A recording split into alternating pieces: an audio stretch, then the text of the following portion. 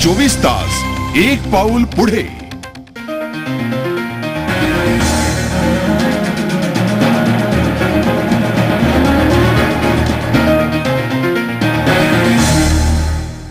नमस्कार, मी भूषण। आपण पाहताय झी 24 तास एक पाऊल पुढे। मेट्रो न्यूज मध्ये आपलं स्वागत। मुंबई, पुणे आणि नाशिक या महानगरांमधल्या दिवसभरातल्या महत्त्वाच्या घडामोडी आपण पाहणार आहोत।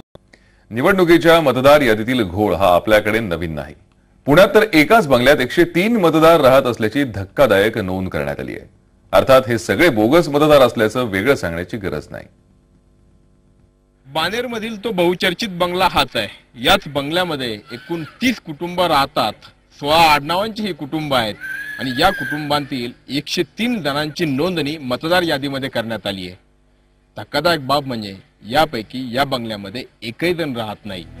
प्रभाग क्रमांक 9 म्हणजेच बाणेरमधील यादी भाग क्रमांक 10 मध्ये एकाच पत्त्यावर 103 मतदारांची नोंद करण्यात आली आहे। इथल्या घर क्रमांक 1045 मध्ये 16 आडनावांची 30 कुटुंब राहत असल्याचं मतदार यादीतून स्पष्ट झालंय।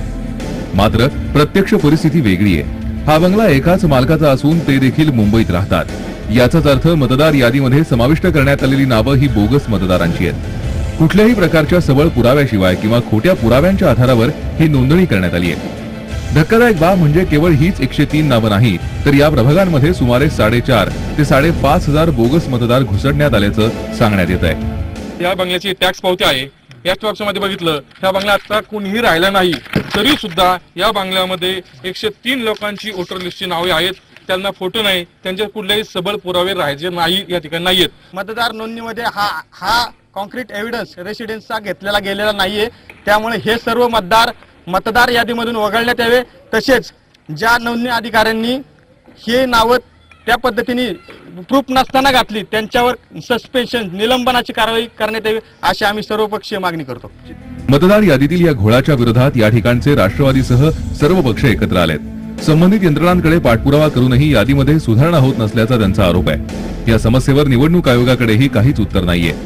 या प्रक्रियेशी माझा संबंध नाही, हे काम निवडणूक अधिकाऱ्यांकडून। मतदार याद्यांमधील या घोळामुळे मोठ्या प्रमाणावर बोगस मतदान होण्याची शक्यता आहे। येणाऱ्या महापालिका निवडणुका पारदर्शी तसंच निष्पक्ष पद्धतीने पार पडतील का, असा प्रश्न या निमित्तानं उपस्थित झालाय। संबंधित यंत्रणांनी अशा प्रकारांची वेळीच दखल घेणं गरजेचं आहे। झी 24 ताससाठी पुण्याहून अरुण मेहत्रेसह भूषण करंदीकर, मुंबई। छोटीशी विश्रांती घेतो, आपण पाहत राहा झी 24 तास मेट्रो न्यूज।